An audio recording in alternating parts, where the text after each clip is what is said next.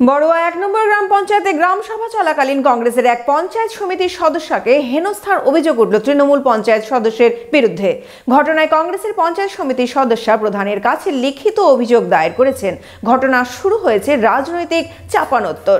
মনোবীক্ষণ polyclinic, চিকিৎসার জগতে এক দশক। এখন এখানে সব বিষয়ে ডাক্তারবাবু একসাথে তলায়।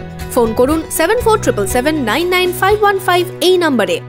বড়ুয়ায় গ্রামসভা চলাকালীন পঞ্চায়েত সমিতির মহিলা সদস্যকে হেনস্থা ও হুমকি দেওয়ার অভিযোগ উঠল তৃণমূলের পঞ্চায়েত সদস্যের বিরুদ্ধে। মঙ্গলবার দুপুরে বড়ুয়া ১ নম্বর গ্রাম পঞ্চায়েতের গ্রামসভা চলাকালীন ঘটনায় চাঞ্চল্য ছড়ায়। জানা গিয়েছে এদিন গ্রাম পঞ্চায়েতে গ্রাম সভা ছিল। সেই সভায় যোগ দিয়েছিলেন বড়ুয়া পঞ্চায়েত সমিতির কংগ্রেসের সদস্য বীণা বেগম। অভিযোগ, সেই সময় তাকে হেনস্থা করেন ওই পঞ্চায়েতেরই তৃণমূলের পঞ্চায়েত সদস্য বাসার শেখ।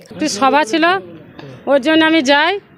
বাসাদা বলে যে এই যে সরষা কলা যে এসে তার জন্য কোনো একটা গ্রামে তো ভোট পেয়েছে, তা আমাদেরকে একটা কোনো মাল দেওয়া হয় না। কি কারণে দেওয়া হয় না? তাই কুত্তারা এসে কুত্তাদেরকে কোনো টাইমে যেন এখানে বসতি দেওয়া হয় না, সই নিয়ে আসবে আর চলে যাবে। আমরা শাস্তি চাই। আমি প্রাণের হুমকিও দেয়, ও যায় যখন নিজে ভয়ে থাকি, কোনো কথা বলার সুযোগ পায় না। এই ঘটনায় বাসার শেখের বিরুদ্ধে বড়ুয়া ১ নম্বর গ্রাম পঞ্চায়েতের প্রধানের কাছে লিখিত অভিযোগ দায়ের করেছেন বীণা বেগম। যদিও অভিযোগ মানতে নারাজ অভিযুক্ত পঞ্চায়েত সদস্য। অভিযোগ ভিত্তিহীন বলেই দাবি তার। ভিত্তিহীন শুনেন, যার প্রমাণ দেখাক। আমি যদি কোনো খারাপ ব্যবহার করে থাকি অবশ্যই আইনগত ব্যবস্থা নেবে।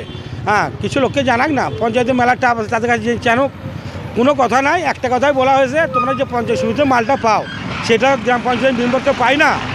হ্যাঁ, তা তোমরা গ্রাম পঞ্চায়েতে এমনই একটা কাজ করবা না, তোমার দাবি করবা না। হ্যাঁ, সেখানে গ্রাম পঞ্চায়েতের মেলা মেম্বার আছে, তাদের সেই দাবিটা আমরা পূরণ করবো। ওই কথা আর কোনো কথা নাই দাদা। উনি বলছেন নাকি গায়ে হাত তুলেছেন? না না না না না না, কোনোদিনই আমরা একটা মহিলা গায়ে আমি হাত তুলবো, এতটাই আমার মাথা পাগল হয়েছে। এই ঘটনায় শুরু হয়েছে রাজনৈতিক চাপানোতর। অভিযুক্তের বিরুদ্ধে ব্যবস্থা নেওয়া না হলে আন্দোলনে নামার কথা জানান কংগ্রেস নেতৃত্ব। যদি আগামী দিন যদি এখানকার ওসি, এখানকার বিডিও যদি তার পদক্ষেপ না নেয়, আমরাও কিন্তু ধর্নায় বসবো।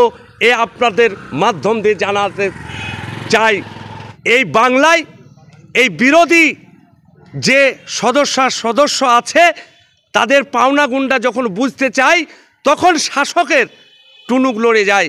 তাই তারা ভয় হতাশায় করার কারণে তারা ভয় পায় যে তারা যে লুট করেছে, যে লুট করে পঞ্চায়েতের টাকা লুট, সেই লুটের প্রতিবাদ করতে গেলেই তাদেরকে মার খেতে হয়। যদিও অভিযোগ মানতে নারাজ তৃণমূল নেতৃত্ব, বিষয়টি খোঁজ নিয়ে খতিয়ে দেখার আশ্বাস দেন তৃণমূল নেতৃত্ব। দেখুন, এটা নিশ্চয় আপনাদের তো জানা ছিল না, বিষয়টা আমরা খোঁজ নিয়ে দেখছি। যদি এই ধরনের কোনো ঘটনা কেউ ঘটিয়ে থাকে সেটা আমাদের মাননীয় মুখ্যমন্ত্রী কখনো বরদাস্ত করে না, আমাদের দলও বরদাস্ত করে না, আর আমরাও সেটা বরদাস্ত করব না।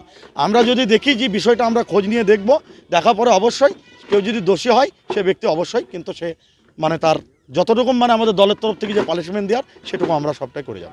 লোকসভা ভোটের আগে এই ঘটনায় চাঞ্চল্য ছড়িয়েছে এলাকায়।